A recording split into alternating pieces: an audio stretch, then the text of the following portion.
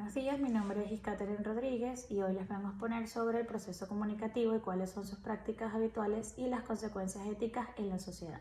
Para eso tengo una persona invitada para que escuche mi exposición y luego yo entrevistarla y escuchar también su opinión acerca del tema que se va a llevar a cabo. Comenzamos. Se llama proceso comunicativo al conjunto de las diferentes actividades que se encuentran estrechamente relacionadas con el intercambio de datos. Este proceso de comunicación necesita por lo menos de un emisor y de un receptor.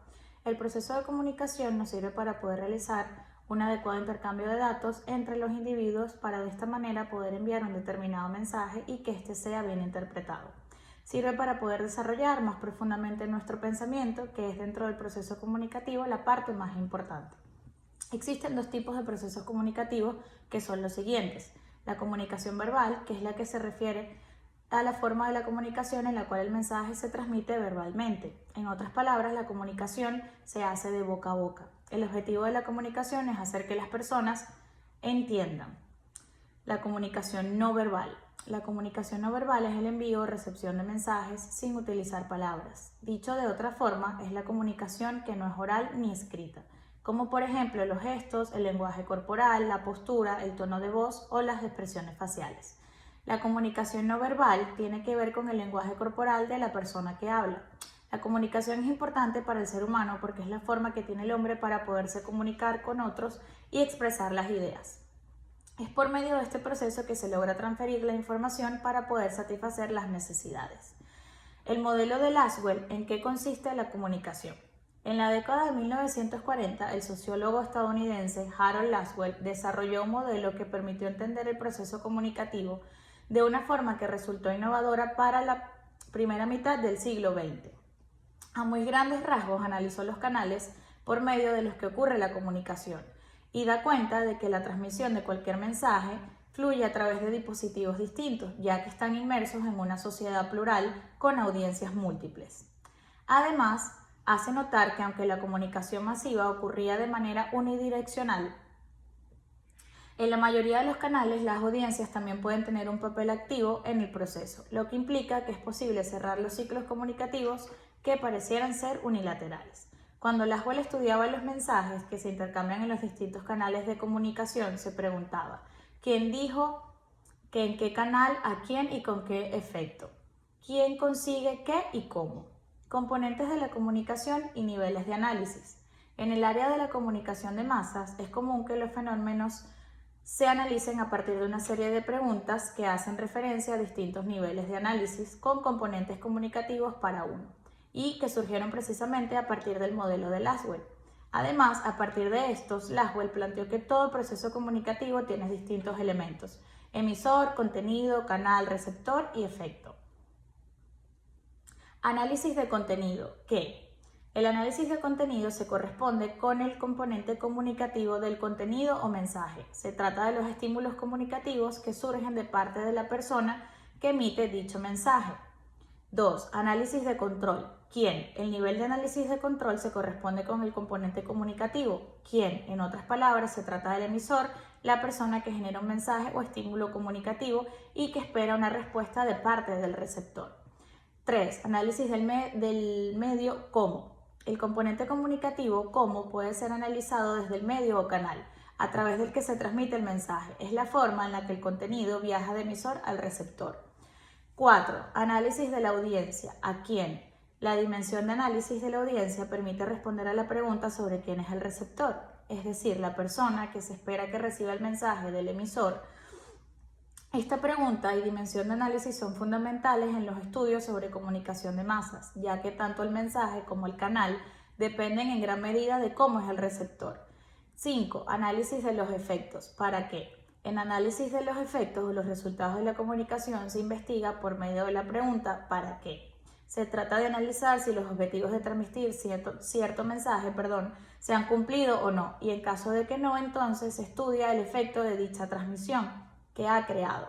Para Laswell, toda comunicación tiene un efecto, sea o no el planeado originalmente, y es lo que determina la estructura de la comunicación de masas. ¿Qué es la espiral del silencio? La politóloga alemana Elisabeth Noel Neumann propuso en su libro La espiral del silencio, opinión pública, nuestra piel social, el concepto de espiral del silencio. que se utiliza para describir la tendencia que mostramos a las personas a no exponer públicamente nuestras opiniones cuando somos conscientes de que éstas no son mayoritarias. De este modo, difícilmente existiría una presión social de este tipo en torno a si la piña es no un ingrediente aceptable para la pizza, aunque sí sobre la moralidad del aborto o de la pena de muerte. La teoría de la espiral del silencio se basa en una serie de hipótesis relacionadas entre ellas. La mayoría de personas tenemos el aislamiento social. En consecuencia, observamos el comportamiento de otras para identificar qué opiniones y conductas son socialmente aceptables. El aislamiento o rechazo social a opiniones impopulares se manifiesta en gestos como girar la cara o mantener el silencio. Las personas solemos ocultar nuestros puntos de vista cuando tenemos la expectativa de que recibiremos este tipo de respuestas.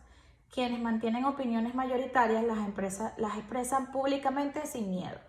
La espiral del silencio se desencadena por la expresión repetida de la opinión mayoritaria y la ocultación de las minoritarias. Este proceso sucede en torno a temas controvertidos, no cuando existe consenso. El número de personas que defienden a una opinión no siempre es relevante. La ocultación de opiniones divergentes normalmente tiene un carácter inconsciente. La opinión pública ejerce un rol de control social en un tiempo y espacio determinado y puede variar en función de estas dimensiones. La espiral del silencio resuelve conflictos al favorecer a una de las opiniones que existe al respecto, cumpliendo un rol de integración. ¿Cuáles son estos valores que necesitamos poner en práctica en el proceso de comunicación? 1. La solidaridad. Todos deberíamos aportar nuestro granito de arena para hacer frente a esta pandemia. Las empresas son las primeras que pueden comprometerse con la sociedad colaborando con sus recursos. 2. La cercanía. Te preocupas por los demás, escuchas sus necesidades e intentas ayudarles a solventar sus problemas.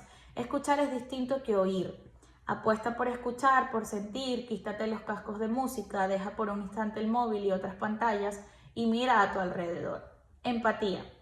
Trata de comprender la situación de los demás. Puede ser que tú estés teniendo una buena racha en tu trabajo, pero no a lo mejor tu compañero que está en un ERTE o incluso uno de los integrantes de la familia se ha quedado sin trabajo.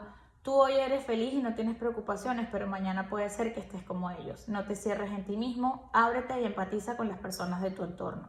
La humildad. El día que te olvides de ser humilde habrás perdido la brújula en esta vida. La prepotencia, la arrogancia, el orgullo, la pedantería o la vanidad buscarán alejarte de este valor. Pero sé firme en tus principios. Una persona humilde llegará lejos en la vida. Resiliencia. Demuestra tu capacidad de superación, de hacer frente a las situaciones adversas. Ahora tienes la oportunidad de mostrarlo. El aprendizaje que se adquiere en este tipo de circunstancias es muy importante. Trata de buscar una solución a cada problema y no te des por vencido. La responsabilidad. De tu responsabilidad dentro y fuera de la empresa dependemos cada uno de nosotros. Así que no hagas oídos sordos, tómatelo en serio, sé responsable con la sociedad, con el medio ambiente, con tus compañeros, contigo mismo y con los demás. No hace falta que cada día te recuerden lo que sí se puede hacer y lo que no. El optimismo. Trabajando y luchando cada día se consiguen los objetivos. En una situación así dependerá de la actitud de cada uno de nosotros. Sé que en ocasiones es complicado mantener una actitud positiva, pero hay que tener fe porque entre todos saldremos adelante. ¿Cuáles son los valores más importantes en una empresa? Las empresas buscan personas con valores activos que se proyecten en su día a día, personas que se impliquen ahora más que nunca en las acciones que se está implementando en la compañía. Ahora bien, ya que se presentaron todos los puntos del proceso de la comunicación y los modelos usados, se va a realizar una entrevista para una persona para ver qué opina y qué tanto se aplica a este punto en la vida cotidiana de ella, ya sea en el trabajo o en su hogar. Primera pregunta, ¿qué crees tú que debes tener en una buena comunicación, ya sea en tu hogar o en un lugar de trabajo? Pienso que para tener una buena comunicación, lo primero que hay que tener es una buena expresión corporal y también usar palabras que sean gentiles y amables para que siempre la introducción sea amena para concretar una buena comunicación. ¿Es para ti fácil el comunicarse? Para mí sí. ¿Usted tiene algún tip para poder comunicarse con las personas? Personalidad, no sé, o sea, siendo uno mismo. ¿Te cuesta expresarte o te consideras una persona abierta cuando hablas? No, me encanta expresarme. ¿Qué medios de comunicación utilizas frecuentemente para comunicarte? Las redes sociales, mi teléfono, correo electrónico. ¿Sueles usar el espiral del silencio? Es decir, ¿sueles ocultar tu punto de vista? Depende del tema. Depende del tema. Si es polémico, prefiero a veces no opinar. ¿Qué tipos de valores nombrados en la exposición utilizas y cuál es el más frecuente para aplicar en tu trabajo y hogar? ¿La empatía, el optimismo, la resiliencia? ¿Qué opinas? Trato como que de mezclar un poquito de optimismo, empatía, que eso funciona siempre para lograr la armonía laboral. Perfecto. Para finalizar, en cuanto a lo expuesto y las respuestas dadas por nuestra invitada, se puede decir que el proceso de la comunicación es muy importante tanto en la vida cotidiana como en el lugar de trabajo, ya que debemos tener en consideración que no todas las personas saben comunicarse o que algunas son tímidas para hablar en público. Muchas gracias por tu atención. La orden.